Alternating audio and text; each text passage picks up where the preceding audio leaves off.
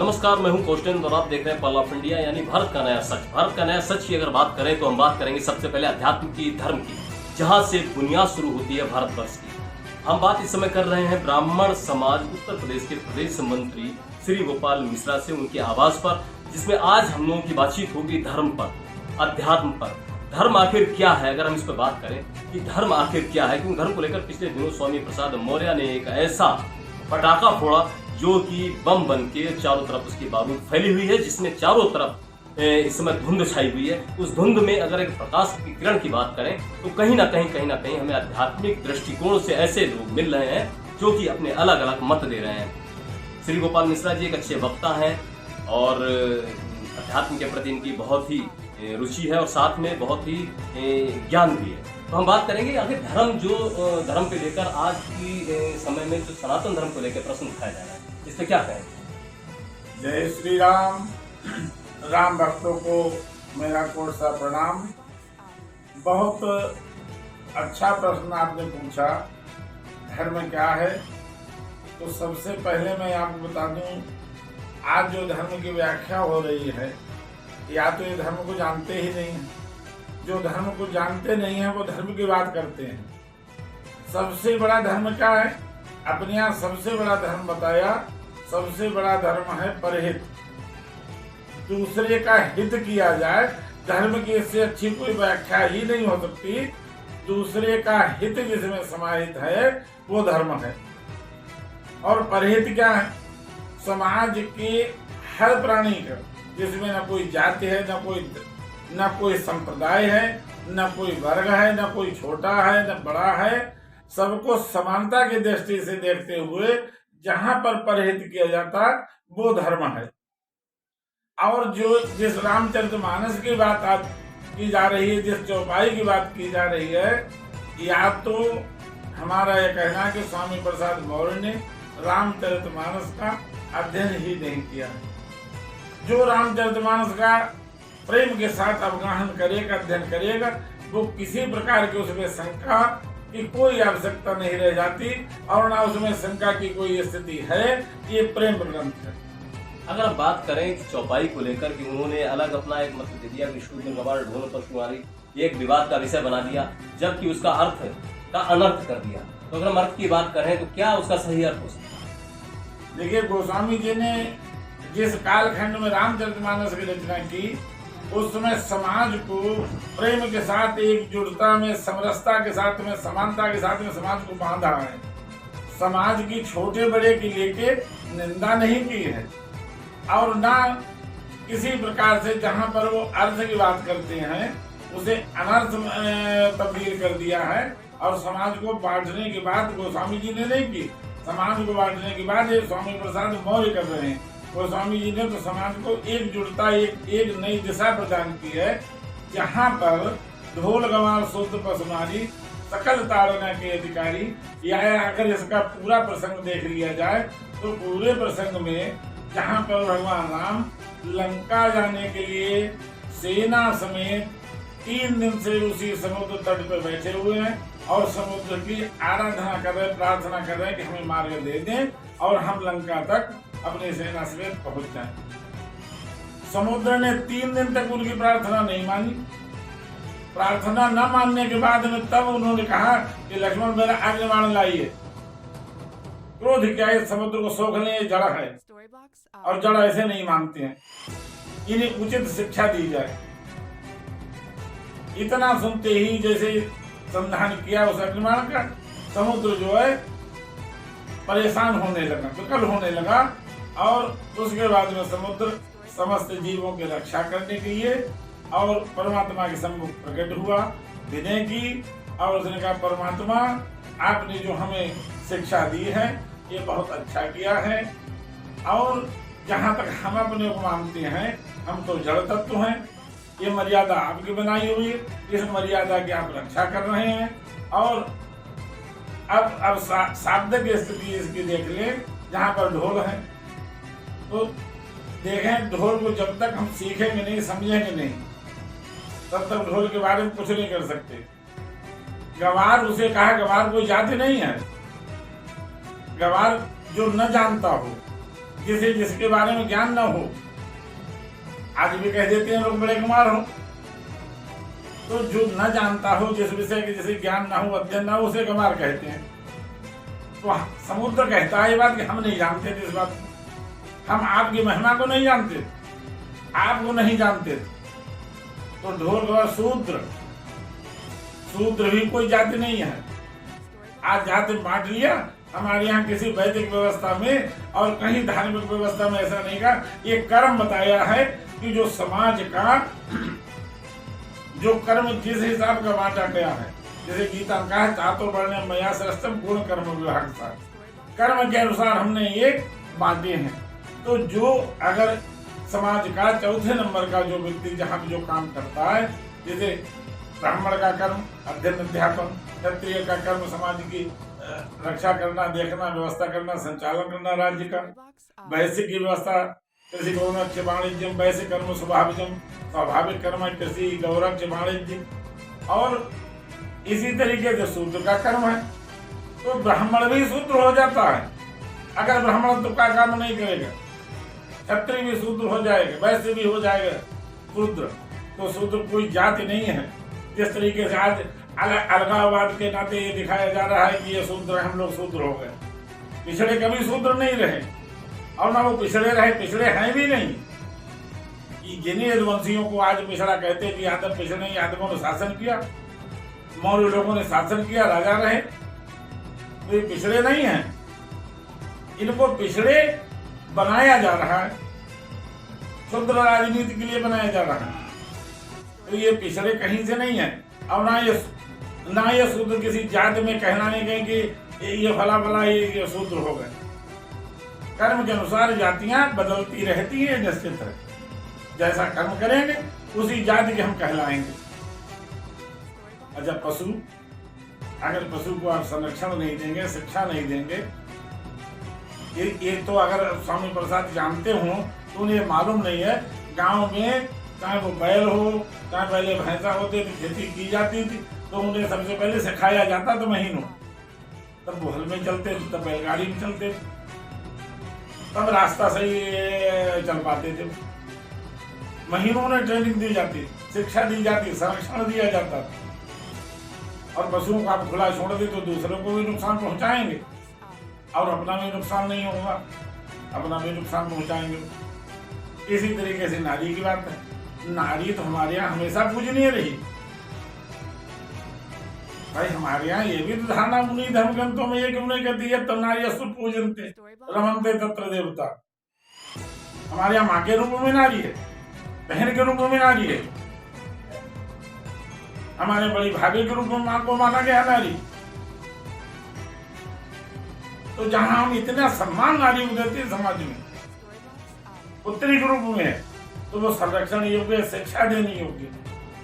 और हमारे संरक्षण में अगर नहीं रहेगी तो हमारी नारियों की, हमारी ये मर्यादा है, घर की कुल की मर्यादा है। तो अपनी मर्यादा को संरक्षित रखना, सुरक्षित रखना, संरक्षण में रखना, शिक्षा में रखना, ये हमारा दायित्व है। इसलिए समुद्र कहता है कि आपकी मर्यादा बनाई हुई, आपने मर्यादा कायम रखी है, बहुत अच्छा किया। प्रभु भल कीन मोह सिख दीनी, मर्यादा प्रभु तुम ही कीनी, ये मर्यादा बनाई हुई। तो समाज को कितना सुंदर व्यवस्थित करके बनाया है। यहाँ पर, यहाँ किसी की निंदा नहीं की गई। और ये प्रेम ग्रंथ है, धर्म ग्रंथ है, इसमें किसी की निंदा नहीं है। पूरे ग्रंथ में चाहे कोई न छोटा आंका गया है और ना किसी को बड़ा करके स्थापित किया गया है। यहाँ तो कभी जिस रावण ने जो ब्राह्मण कुल में पैदा हुआ, वो स्वामी जी लिखते हैं, मुझे यद्यपि पुलस्ते पुर पावन अमलनु तदपि महीसुर श्राप बस भय सकल गुरु। उस ब्राह्मण की भी प्रशंसा नहीं की है। और ऐसा हो तो ब्राह्मण को क्षत्रिय ने मारा तो क्षत्रिय ब्राह्मण में टकराव शुरू हो जाए।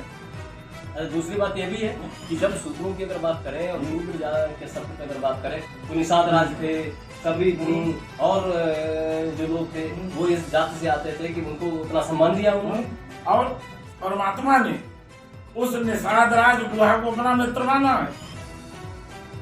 और जिस समय वनवास में जाते हुए तो कहा लक्ष्मण इन्हें प्रणाम करिए, हमारे मित्र हमसे हमारे साथ के हैं। तो लक्ष्मण उन्हें प्रणाम करते हैं। कहाँ ये बात आ गई कि ये कहा हो कि वो पिछड़े हैं या शूद्र हैं और लक्ष्मण जी के पैर छुपाते। लक्ष्मण जी गुहा से छोटे हैं इसलिए कहीं ने प्रणाम करिए, और लक्ष्मण जी उन्हें शास्त्र हाथ जोड़ के प्रणाम करते हैं, सम्मान देते हैं। केवट की कितनी रस भरी वाणी को जो जानता है कि चक्रवर्ती सम्राट महाराज दशरथ के पुत्र हैं, अब उसके बाद मांगने पर भी नाम नहीं लाता, कितना प्रेम है उसके अंदर। तो ऐसे प्रेम और परमात्मा बर्दाश्त करते हैं और अब प्रेम के साथ वार्तालाप करते हुए और उससे मार्ग लेते हैं, नाव से पार करता है वो। कितना प्रेम है केवट और राम जी के प्रसंग में। यही प्रसंग कहाँ सबरी के प्रति है। और आप देखें, क्योंकि उन्होंने देखा नहीं है, चित्रकूट में चित्रकूट के रहने वाले वनवासी, आदिवासी और जितने भी उस समाज के हैं, चाहे वो मछली पकड़ने वाले हों, परमात्मा के पास बैठते हैं और भगवान राम उनकी ये बातें ऐसे सुनते हैं जैसे कोई पिता अपने पुत्र की बात सुनता हो। इतने प्रेम के साथ उन्हें बैठाते हैं और वो भगवान के साथ घूमते हैं। तो कहीं कोई भेद नहीं है कि ये वनवासी हैं कि आदिवासी हैं कि कोल हैं कि भील हैं और इनसे हम न मिले। उन्हें भी सम्मान देते हैं, उन्हें पास में बैठाते हैं। और यहाँ तक वही भालू और बंदर, जो भालू बंदर जिन्हें कोई पूछता नहीं था, वो भगवान के ऊपर पेड़ बैठते हैं, उनके नीचे भगवान बैठते हैं। तो ये तो चरित्र है राम का। वही वन में रहने वाली भीलनी जैसे सबने छोड़ दिया था, भगवान की प्रतीक्षा में रही। तो देखें अनंत कोटि ब्रह्मांड नायक उनसे मिलने जाते हैं, मिलते हैं और भगवान कहते हैं कोई बात नहीं, तुम्हें कोई चिंता की जरूरत नहीं, तुमने वेद न पढ़े हो, तुम गुरुकुल में न गई हो, कोई बात नहीं, मगर तुम्हें आप तुम बैठिए और भक्ति तुम्हें नवदा हम सुनाते हैं। ये स्तुति करिए भगवान ने उस भीलनी की और उसे अपना परम धाम दिया। मतलब अगर चर्चा होनी चाहिए तो फिर चर्चा इस बात की भी होनी चाहिए कि अगर एक चौपाई पे चर्चा हो रही है तो फिर निषाद राज की भी चर्चा होनी चाहिए, केवट की भी चर्चा होनी चाहिए, जहाँ पर ये चर्चाएं नहीं हो पा रही हैं। अंत में भी चाहेंगे आपसे कि अगर ब्राह्मण समाज की अगर बात करें हम प्रदेश की या ब्राह्मणों की बात करें प्रदेश की, तो आज की दृष्टि में ये भी एक मुद्दा बना हुआ है। तो ब्राह्मण समाज क्या इसके लिए कुछ कहना चाहिए? ऐसा है, ये एक गलत सोच का परिणाम है। गलत सोच जो जिनकी विपरीत पाखंडवाद की सोच है, वो तो ये ब्राह्मण पे आक्षेप लगा सकते। ब्राह्मण कभी जातिवादी नहीं रहा। ब्राह्मण ने अपना त्याग करके तपस्या से और समाज का हित किया है। ब्राह्मण ने समाज के लिए त्याग किया और सर्वधर्म संभाव की भावना ब्राह्मणों में रही है। अब ब्राह्मण सबको एक साथ लेके चलते हैं, चलेंगे, चलते रहेंगे। ब्राह्मणों ने कभी बंटवारे की बात नहीं की, ब्राह्मणों ने फूट की बात नहीं की कभी, और ब्राह्मणों में कभी भेदभाव नहीं रहा। जो कहते हैं वो नितांत गलत करते, मैं उनकी हर वाक्य का खंडन करता हूँ। वो पाखंडवाद को बढ़ावा दे रहे हैं और उनका सदग्रंथ पढ़े हैं और ना रामचरितमानस का उन्होंने प्रेम के साथ अध्ययन किया है। इसीलिए वो समाज को बांटने के बाद और ओछी राजनीति का परिचय देते हुए, ताकि कहीं न कहीं हम अपने समाज को लेके या अन्य समाज को लेके और कहें, जबकि ब्राह्मण जो है वो वास्तव में तो समाज का एक मस्तिष्क रहा है। ब्राह्मण ने सबको आगे, सबको साथ लेके आगे चलना सिखाया और समाज की उन्नति तभी है। इतना सुंदर उपवन है, उपवन वही सुंदर होगा जब इसमें विविध प्रकार के पुष्प हों, विविध प्रकार की खुशबू आती हो, विविध रंग हो। तो ब्राह्मण तो हमेशा अपने इस देश, इस राष्ट्र के कल्याण के लिए सबको साथ लेके ये बगीचा हरा भरा बना रहे, ये राष्ट्र हमारा सुरक्षित रहे, अब हम इसमें सुरक्षित रहें, परहित का हमारा धर्म सुरक्षित रहे, हमारी भावना रहे कि हम हमेशा दूसरे का हित करते रहेंगे। और धर्म की शुद्ध व्याख्या करके धर्म को तोड़ना ये नितांत गलत है। और धर्म को जाति में बांटना गलत है। धर्म की कोई जाति नहीं होती है। परहित जाति देख के नहीं किया जाता है, धर्म देख के नहीं किया जाता है, संप्रदाय देख के नहीं किया जाता है। इसलिए इस तरीके की बातें करना, ये समाज को विखंडन की राह दिखाना है। ये बातें बंद की जाए और रामचरितमानस का प्रेम के साथ में अध्ययन किया जाए। गोस्वामी जी ने किसी ये नहीं कहा कि तुम पढ़िए इसे, आप मत पढ़िए उसे, मगर आप बैन लगाने की भी बात नहीं कर सकते। आपको किसने अधिकार दे दिया आप कहते बैन लगा दिया जाए या बंद कर दिया जाए या इसमें परिवर्तन कर दिया जाए। अब आप एक लौकिक बात हम बताएं, कोई व्यक्ति अपनी संपत्ति की वसीयत करके चला जाता है, वो मर जाता है, मरने के बाद क्या उस वसीयत में संशोधन संभव है? तो गोस्वामी जी ने समाज के लिए वसीयत कर दी है सदग्रंथों की, सदव्यवहार की, प्रेम की, तो उस वसीयत में क्या बदलाव संभव है? इसलिए बदलाव की बात करना, अब बैन लगाने की बात करना, ये तो बेवकूफी से ज्यादा और कुछ हो ही नहीं सकता। उस ग्रंथ पर बैन लगाने की किसी सामर्थ्य है ही नहीं। तो अरे मैं तो ये कहता हूँ त्रिलोकी का पावन ग्रंथ है, त्रिलोक में ऐसा कोई नहीं जो उस पर बैन लगा सके। ये तो बहुत छोटे हैं, इनका अभी कोई कदर नहीं है। रामचरित मानस से टकराने का मतलब ये किसकी कथा है? एक प्रसंग मैं आपको बताऊं, जिस समय गोस्वामी जी की अवस्था 80 साल की थी, आधी धोती पहरे हुए, बनियान पहरे हुए, केवल अंगोछा डाले हुए, और काशी में वही धर्म प्रचारणी सभा ने जो मान्यता देती है ग्रंथों की ने बुलाया गया और उनसे पूछा गया कि इसमें क्या है इस ग्रंथ में जो हम मान्यता देते हैं। तो गोस्वामी जी ने कहा ठीक है, हम बताते हैं क्या। तो यही मह रघुपति नाम उदारा, अति पुनीत पावन सुत सारा, मंगल भवन मंगलहारी, उमा सहित जपत पुरारी। मान्यता दी गई। ये किसका ग्रंथ है? ये परमपिता परमात्मा की पावन लीलाएं लिखी हुई है, जो समाज को तारने का, भव से पार करने का काम करता है, जो समाज को जोड़ने का काम करता है।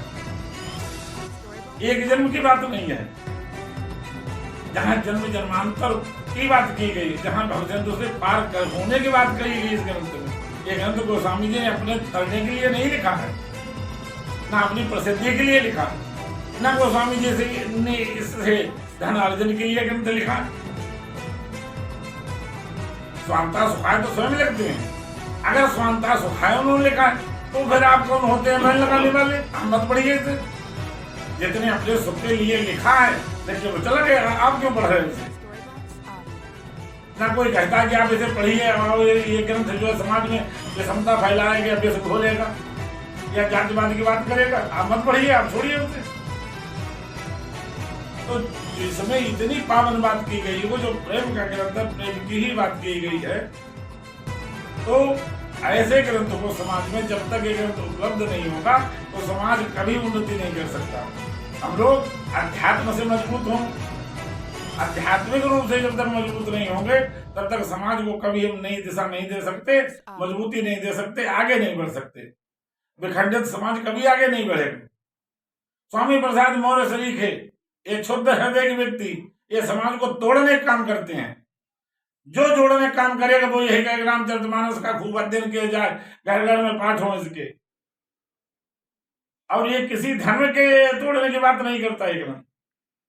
और हर महाकाव्य, हर सदग्रंथ की पहचान होती है जिस ग्रंथ में किसी दूसरे के की कोई बुराई न की जाए। इसमें कहीं बुराई है ही नहीं। इसमें जहां हमारे यहाँ गीत का भी आदर होता है, हमारे यहाँ उस गीत को भी इतना आदर दिया जाता है, पिता तुल्य माना जाता है, उसे तात कहते हैं राम जी। और गीत अधम खग आमिष भोगी, गति दीनी जो जाचत योगी। दशरथ जी वहीं पड़े रहे, उनकी दशा देख को राम जी अयोध्या में नहीं रुके, और गिद्ध की वो दशा देख के इतना विकल होके अश्रुधारा बहाते हैं, उसकी अंतिम क्रिया करते हैं। बिल्कुल सही आपने कहा कि जिस तरह से एक चौपाई को आधार बनाकर समाज में विखंडन की स्थिति पैदा की जा रही है, उसी तरह से जो रामचरितमानस के अच्छे अध्याय हैं, जो अच्छाइयाँ हैं, मर्यादा का पालन है और सारी चीज़ें, उनका भी तो उतना ही प्रचार करना चाहिए स्वामी प्रसाद मौर्य को। लेकिन नहीं, क्योंकि वो कहीं ना कहीं क्षुद्र मानसिकता दिखाती है और कहीं ना कहीं क्षुद्र राजनीति दिखाती है, जिसके तहत समाज को विखंडित करने का काम किया जा रहा है। कौशल मिश्र, पर्ल ऑफ इंडिया, शाहजहांपुर।